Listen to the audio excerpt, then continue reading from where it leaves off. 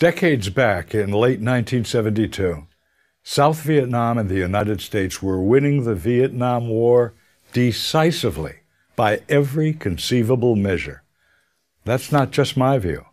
That was the view of our enemy, the North Vietnamese government officials.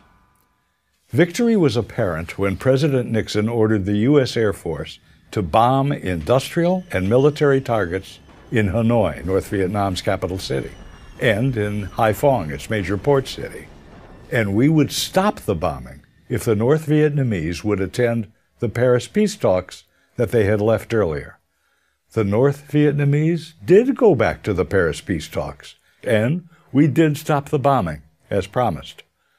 On January the 23rd of 1973, President Nixon gave a speech to the nation on primetime television, announcing that the Paris Peace Accords had been initialed by the United States, South Vietnam, North Vietnam, the Viet Cong, and the accords would be signed on the 27th. What the United States and South Vietnam received in those accords was victory. At the White House, it was called VV Day, Victory in Vietnam Day.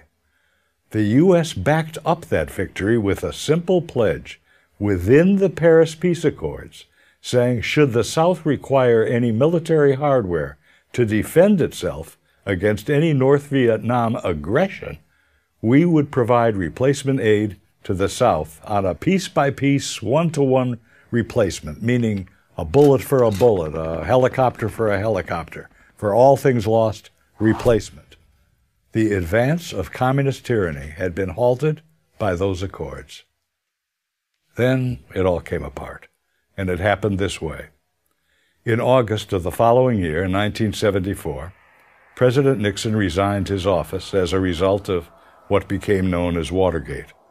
3 months after his resignation came the November congressional elections, and within them the Democrats won a landslide victory for the new Congress. And many of the members used their new majority to defund the military aid that the United States had promised, peace for peace, breaking the commitment that we made to the South Vietnamese in Paris to provide whatever military hardware the South Vietnamese needed in case of aggression from the North.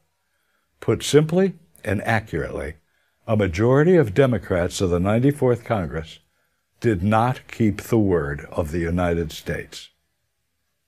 On April the 10th of 1975, President Gerald Ford appealed directly to those members of the Congress in an evening joint session televised to the nation. In that speech, he literally begged the Congress to keep the word of the United States. But as President Ford delivered his speech, many of the members of the Congress walked out of the chamber. Many of them had an investment in America's failure in Vietnam. They had participated in demonstrations against the war for many years, and they wouldn't give the aid.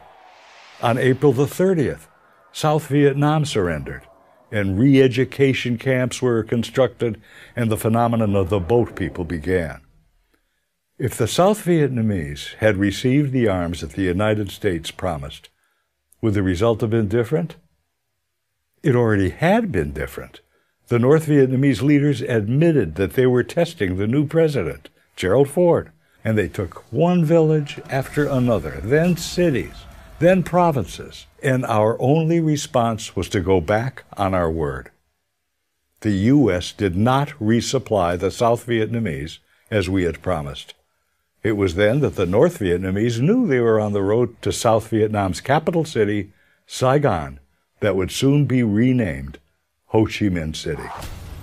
Former Arkansas Senator William Fulbright, who had been the chairman of the Senate Foreign Relations Committee, made a public statement about the surrender of South Vietnam. He said this, "I am no more distressed than I would be about Arkansas losing a football game to Texas."